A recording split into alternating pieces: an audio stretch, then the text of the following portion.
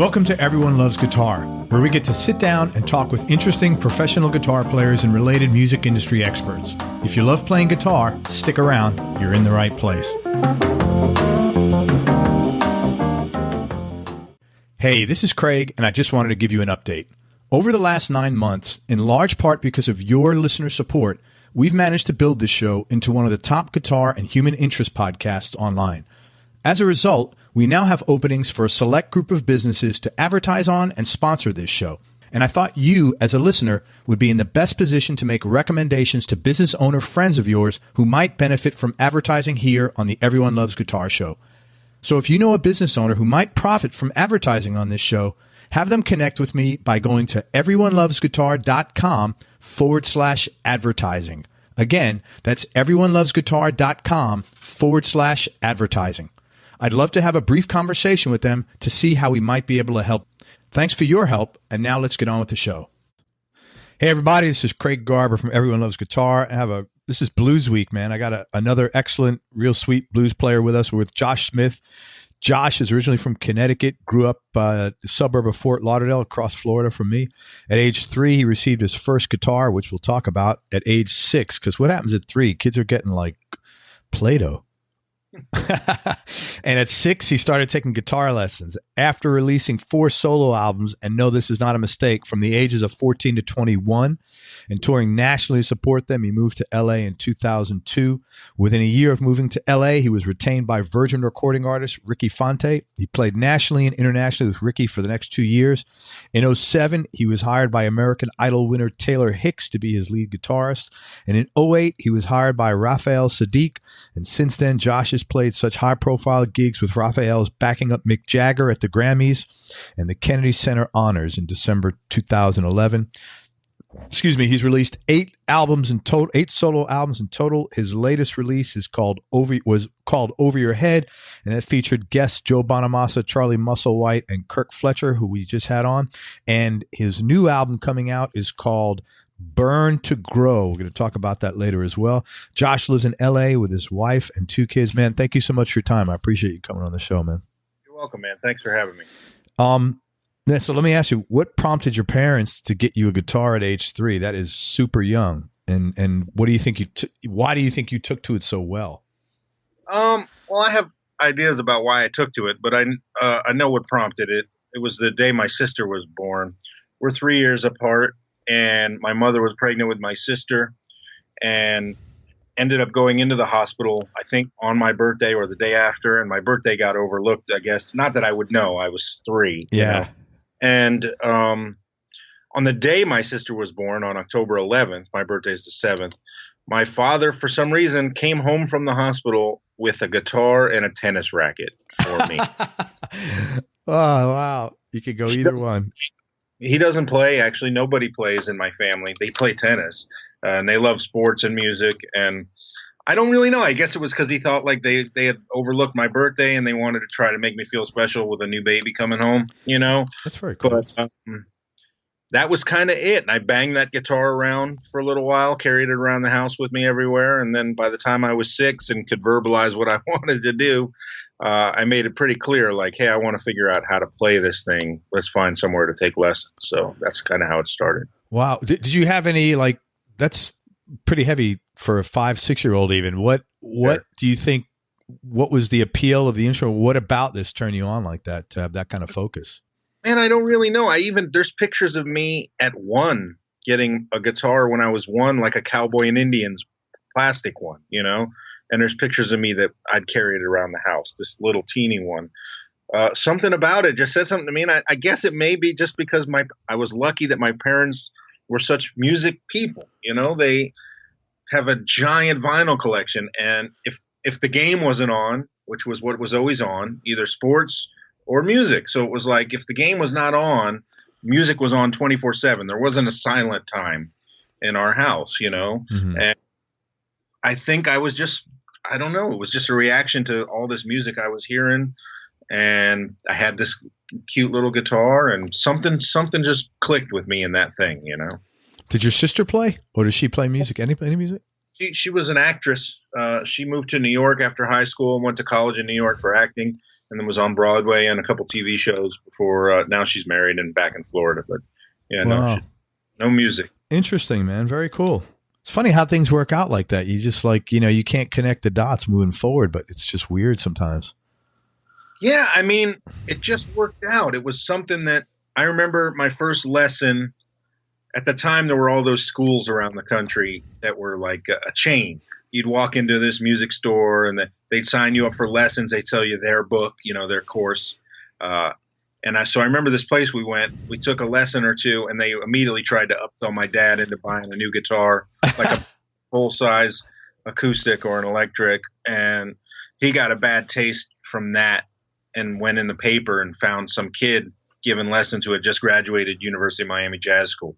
So then I started taking lessons with this young kid. He was, 24 or something, a jazz cat. And that was really where it started for me, is when I started taking lessons with that guy. But I remember him pulling my parents aside after a couple lessons, and they tell me this all the time, so it's the only reason I remember it. They say, he told us after a couple lessons, listen, Josh has really good time, like better time than most adults I know. That's something. Like, he has time, he can really, really feel it. And I said, well, they didn't understand. They're not musicians, but right. They said he made a big deal out of it, so they thought it was important, I guess whatever. They remind me of that all the time. That's cool. Yeah, well, they're proud of you, man. That's cool. So then how the hell did you release 4 CDs between 14 and 21? And then you toured to support them. Did you have someone guiding you, or how did you know this? Okay. So fast forward to 12 years old. I'm getting frustrated because I spend every waking minute playing this thing. And as silly as it sounds, I've gotten good. I can play. And at the time, the music that was popular was heavy metal was going out. Grunge was coming in. It was Nirvana and Pearl Jam and stuff like that. And not that I disliked that music, but it wasn't what I loved, because, like I said, I was lucky to have my dad playing rock and roll and blues and jazz, and my mom was into Motown and Stax. So I was hearing great music all the time, and I was getting good as a player, and I wanted to play with people. And kids my age that I would meet, if they were on the same level as me as far as how advanced they were as a player, then they didn't like the music I liked. So it started to make me frustrated because I couldn't find anybody to jam with, to play with. And I knew that gigging was an important part of the process of getting better.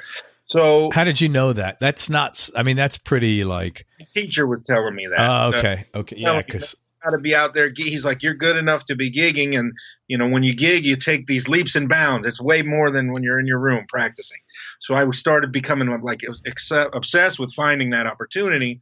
So that the natural evolution of that was blues jams. You know what I mean? Where can we take me to go? So that's what we did. We searched out these blues jams. We'd sign up on the list, and I'd get up and play, a song or two with this house band. And the very first time was at a legendary club in Fort Lauderdale called the Musicians Exchange, which was for 30 years the place everybody played in Fort Lauderdale. And I got up on this jam with these cats, and it was a well-attended Monday night blues jam because it had been long running. And the second I started playing a solo, the whole crowd started going crazy. And it was because I was 4'2" and had a big on, and the guitar looked real big and all that. But I didn't care. That was definitely the moment of I'm hooked for life. Someone's cheering about what I'm doing. This is it, know? And so I started doing these jams, going around the same time I saw Derick Trucks and Joe Bonamassa. Derick, I ended up getting to know really well because we're both from Florida, and moving forward, we played together a ton.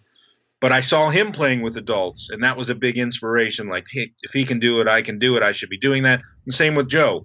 Joe, I saw come down and play a blues festival in Fort Lauderdale, and it was like, fuck, man, I can do that. I should be doing that, playing with adults like these cats. So, yeah, I started going to these jams, and eventually one of the smaller jams that I would go to every week, the band had a little light bulb moment of, man, we should ask this kid to play with us. We'll probably get more gigs because it's a gimmick, I didn't care. That was great. Of course, yeah. They asked me to join this band. It was called the Rhino Cats. And so then it became the Rhino Cats with guest Josh Smith. And yeah, it worked. They started getting more gigs because they had this kid playing with them, and we started playing all the time. And that hastened my, growth really quickly. Sure. I started so much better playing gigs all the time. And then I started like getting into more things of the music than just the playing. I started wanting to write songs. I started thinking about the set. And this sounds silly as a 13-year-old, but I started thinking about those things. And I started thinking, when should I start singing? My voice was just changing. It was really hard and rough and all that. But yeah, so next thing I know, it became, wow, we're playing a lot. And they want us to drive around Florida. We're going up to Orlando for gigs, and Tampa and Daytona and Jacksonville, and what else can we do? So were your parents going with you to all these gigs? Of course, I couldn't possibly go without. Yeah. Well, yeah. Who would let their kid, a 13-year-old? Yeah. Most of the bars I couldn't even be in them. You know what I mean? Some of them serve food I could be in, but some of them I'd literally have to walk outside on the break. I could either be on the stage or outside the club. Yeah. So. Yeah, it was like, so then we decided, we should make a record as like a promotional tool to help us get more gigs and this and that. And people were interested. So I wrote a bunch of songs, and some of the other guys wrote some songs, and we made this first record. I'm 14 years old. It's called Born Under a Blue Sign. Oh, terrible. Yeah, but at 14, it's like you get a total pass. I know. Yeah, total pass. You get in fact, you get an E for effort, man, and excellence at that age for sure, man. Yeah. So you made you made Born Under Blue Sign with the band you were playing with. You went into a proper studio, or? We went into a proper studio. First time I'd ever been in one. I had no idea, what I was doing. Luckily, the guys in the band knew. They were, seasoned adults. Yeah, and we made this record, and next thing you knew, we were doing more gigs. And then they had this local magazine called Jam Magazine all across Florida, and they had their Jammy Awards every year. And then we won Best Blues Band in the state of Florida. And then it was like, wow, we're playing all the festivals and this and that. And so we did another record. We tracked a live record at Musicians Exchange. We did 2 nights. We had a huge – this is when they still had those giant mobile recording trucks, super high-end truck come and record this live record called Woodshedding.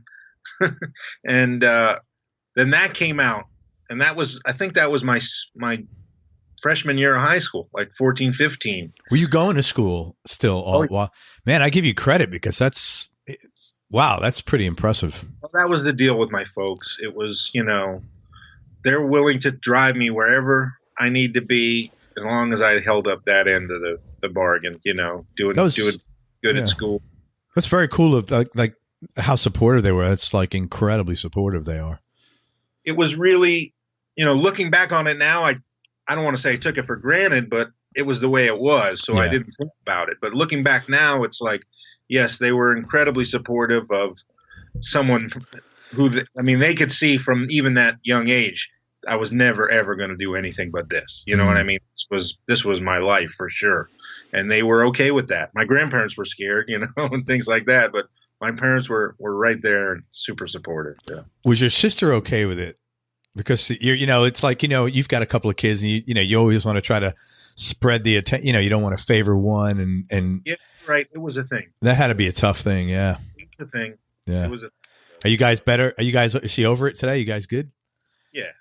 But it was a thing, because as things moved along, it became, I was doing more and more. Then I'm getting popular. We bought a van. I'm on my summer breaks and Christmas breaks. I'm on tour, going across the country, and so then me and my dad are away. It was a thing.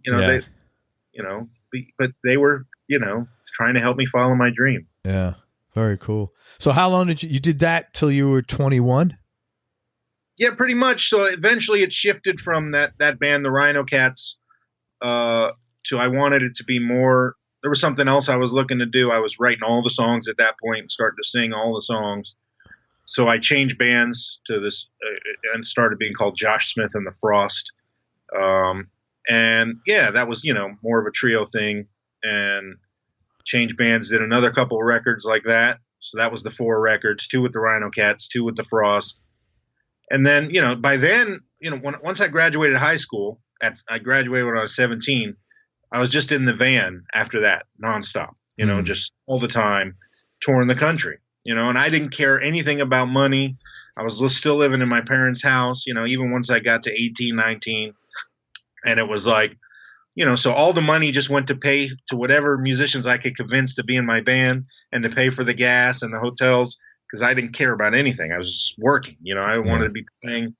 And yeah, next thing you know, it's like you put out a couple more records, you're doing a little better, you get a new booking agent, you're doing a little better, this stuff's happening. And, as silly as it sounds, by the time I was 21, I was burnt out.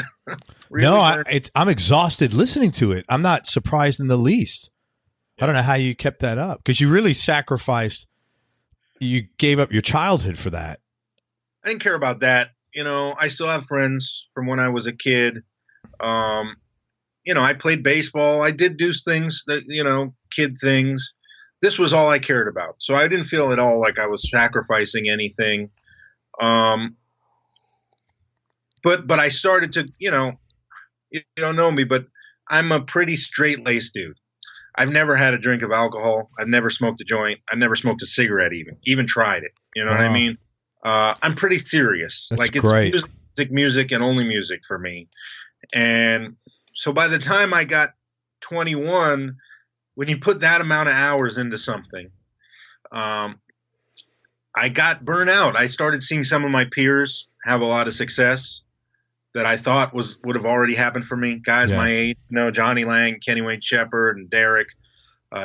Joe actually was probably on the same level as me at that time. We were both struggling, But I started seeing these guys happen. I thought these things would happen for me, and they didn't. And then I started wanting to be like a real adult, like not live with my parents. Yeah. I met my future wife. I wanted to be like, pay bills and learn how to grow up and do, adult things. And yeah, that caused a frustration of, man, I need to make more money. I need to figure out another way to be stable. And that kind of drove the second act, I guess, of my career when that's the move to LA. How did that come about?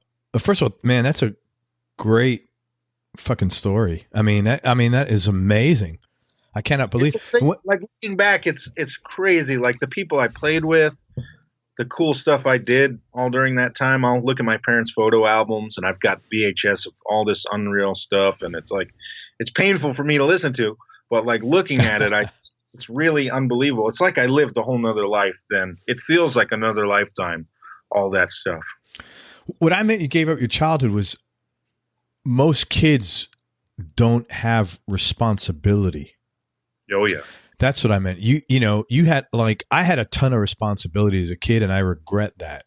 I wish if I had to do it again, I wouldn't have. But so that's what I meant, because it's like that's a no, I had responsibility. I had to pay that van payment that we had. I had to, and I knew book tours, hire guys. I mean, get up and work. It was a lot. Yeah, it was a lot. And really the only help I had was my dad, and he was working full time, too. And it was a lot. It definitely made me who I am now. Sure. Your work ethic is, God, it's phenomenal. Honestly. It's one, as silly as it sounds, it's probably one of my best traits. Traits. Yeah. I'm serious about this stuff. It's really important to me, not just, being professional and doing my job as good as I can. Like, still the music part is so important to me. I'm working on guitar and music and bettering myself just constantly. It's an obsession, Who put the bug in your head to go to LA? All right. So the way that came about was I met my future wife. First we moved in together in Florida. This was down in Pembroke Pines? Yep. She was from Georgia. She moved to Florida to live with me. We got an apartment. She has a daughter. Susan, my daughter now, Mackenzie. And at the time she was 7 years old, my daughter. And we moved in together, and it was a rude awakening of shit. I've never been an adult. You know what I mean? And how old were you at that time? I was 20. Oh my God, with a 7-year-old stepdaughter, that's heavy, man. Yeah, that's and heavy. I had no idea what it meant to be an adult, like, not leave my clothes lying around the floor, not just whatever. I lived with my parents my life, Yeah. And so, things started slowing down for me on the touring, and I started doing other kinds of work a little bit around Florida. I started teaching some lessons, doing little things here and there. And I started having these thoughts of, what am I going to do? Like, how am I going to really make a living here? Because I was head over heels in love, and, I knew this was the person for me, which I was right. You're still with her, right? Yeah. How many years? 18 years. Hey, man, congratulations. Good for you. That's a big accomplishment. Thank you. That's real nice. And so she was real supportive too, but she knew she's more of an adult than I was. She's 5 years older than me. Yeah. And a kid, she was used to being on her own and being a real adult. She's a tough woman. And she knew I needed to make more money, So we started just talking about, what can I do? And I realized, well, my only skill set is this, and I started thinking, well, maybe I could just be a guitar player, not necessarily, Josh Smith artist, but just somebody's guitar player or sessions or whatever, make a living with my guitar some way. So I have one relative in California. I'd been out to LA on tour before and played gigs, but I never thought about living there. And my uncle, who lives here, my mother's brother, is in the music business. He writes music for films. He's a composer. Oh, great. Yeah. And so I asked him, hey, can I come stay with you for a month and just try out LA? Let me, he luckily does well. He had an extra car and a guest room, and he said, yeah, absolutely. You can come stay here. You can use the car, go out every night, go to jams, go do this and that. So that's what I did. I went and stayed with my uncle and just kind of saw how I felt about it and if I thought I could work here, and left your wife and daughter were back in. They were in Florida. Yeah. We were having our wedding, and this was prior to my wedding. And I said, well, let me go out there and see if this makes sense, Good for you. Well, I went out and I stayed with him for a month. I went out every night, shook hands, went to jams, ended up starting to even get some gigs, out there while I was here and a couple sessions. But still, it was like, well, I think this could work, I knew I was a good enough player to try to make a way that way. But I'd never done that kind of work. I'd never done anything but be myself. So there was a lot of, learning that needed to be done on that end. But I felt confident that I could find a way. So I came back and I told her, all right, we should do it. Let's move. So we got married in June of 2002, and on June 15th, actually. And on June 22nd or 25th or something like that, we loaded up a truck and drove cross country to LA. Wow. Yeah. Wow. What rented a house, sight unseen, off West Side Rentals. My uncle went and looked at it for me and gave the guy the deposit and said, it's a good area. You'll be fine. Yeah. And, just drove cross country, and it was nerve wracking. We got here, moved in, and I had no idea what I was going to do. I had absolutely zero lined up, zero anything. My wife got a job real quick because she's great. And, I ended up getting a day job for the first year. I worked a lot, getting gigs and little things, but our expenses were doubling between Florida and LA. So I knew money. Yeah. And for a year, I had a day job, and it's still the only one I've ever had. Yeah. Wow. So over that period of time, you built up your street cred there, and then one thing led to another, and you got called in for sessions, or you got exactly. Yeah. And then you got hooked up with Ricky Fonte. That was my first touring gig. Yeah.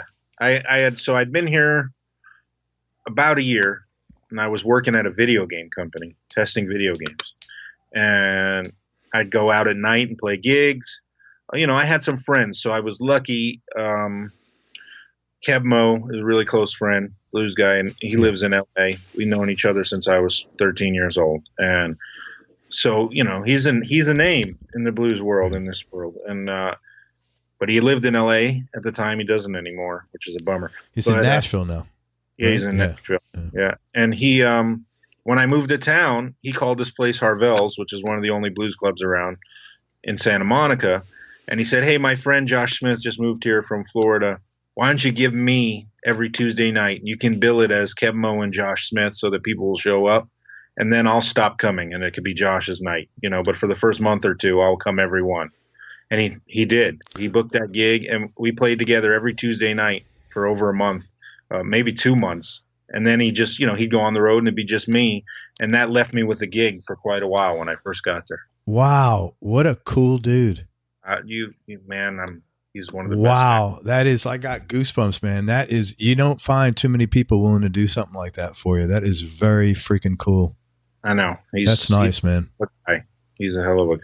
Wow. That's really awesome. And so then you're gigging every Tuesday night at this place?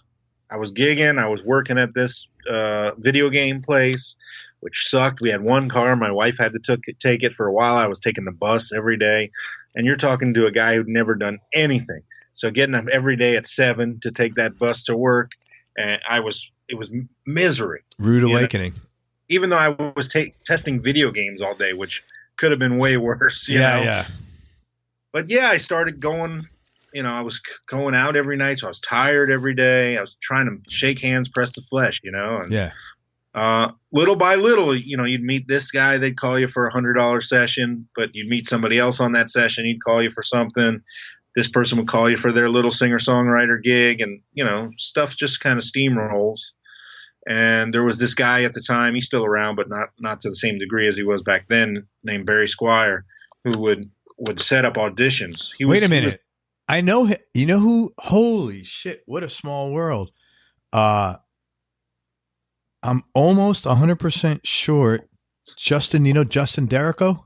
Oh, yeah. He absolutely got his jobs through Barry's. Yeah. He mentioned him in like a bunch of times. He said like he was the guy. He was the guy. Yeah. That's so funny. Oh, my God. He set all these auditions.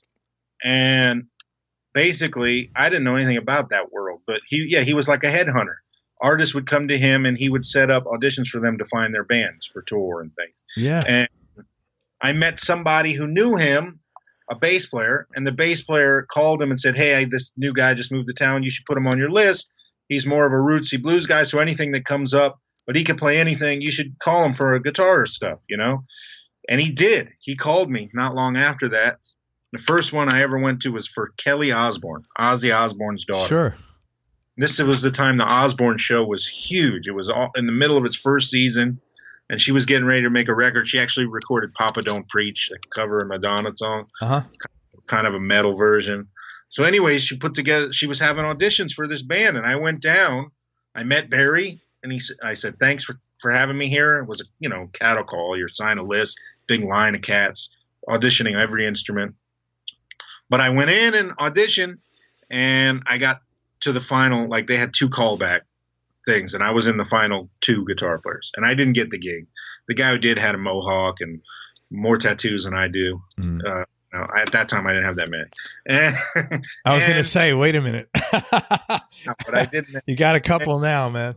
But it was like Barry saw I could play, so he started calling me more regularly after that. So I auditioned for some cool shit, and I got some gigs that I thought would be big, artists who had just been signed, and then it would fizzle out and this and that. And yeah, those things just kind of happened, came and gone. And yeah, he called me for that Ricky Fonte gig, and he called me and he was like, dude, this guy, Ricky Fonte, just got signed on Virgin. He's doing like a throwback soul thing. He's like, you'll get this gig 100%. I'm positive you're going to get this gig. I said, okay. And I did get the gig. Cause that stuff's in my wheelhouse, Yeah. And yeah, that's a gig that, looking back now, even though nobody knows who Ricky Fonte is, and the record bombed kinda, and he also had some personal stuff that made it bomb, but that was a godsend getting that gig, because Virgin put a lot of money into that record. We did a ton of like TV, all the Tonight shows, and every TV show you could possibly do. All this promotion. Him and I toured around doing radio station tours, just playing acoustic guitar and him. And they had the band on retainer for over a year. Wow. Which, like the first time I'd made real money. That changed your life. No, it didn't change because it wasn't a ton of money, but it was the first like like, you know what, this will work. I can do this, and so that was really important, was getting that going. And then things just steamrolled. That gig would end, another gig happens, that gig ends, another gig happens. And then I'm starting to get called for a lot of sessions. After that, I made some friends in that world, producers. Important was making friends with other guitar players and other session musicians who would recommend me. Landau was really important to that. We became really good friends, and he would sometimes recommend me when he couldn't do a session, and that was important. That got my foot in a few doors, and little by little, it started to add up to almost enough money to pay my bills. But between you and your wife, you made it. Exactly, between the two of us. Yeah. Wow, what a great story. How did you know in the first place that, you needed to be out pressing the flesh, as you said? I thought that was pretty smart, but you not having ever done that, like, who put that in your head? Who put that in my head? Probably my wife. She just said, man, you just got to go out and meet people. You know, what good is it if we move here and, you just sit around hoping for things to happen? It's like, I just had to go out. Yeah. Hope is not a very good business strategy. Yeah, exactly. And, it worked out, for the first 7-8 years of living here. That's kind of all I did, was tour as a sideman, and do session stuff. And I'd sometimes play gigs doing my stuff here and there, just in town. But for the most part, I didn't do my thing at all. I just was doing that, and, I was happy with that. Have you ever, so now you do all the above, you're not doing side work anymore, or are you, outside of sessions?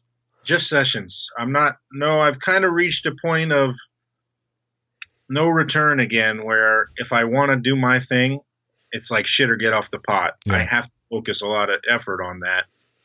And also, I'm older, I'm crankier, and I don't like being on the road unless it was like just for a shit ton of money. Yeah. I don't be on the road anymore unless it's for my thing. I'm happy to sit in a van and kill myself for my thing. Sure.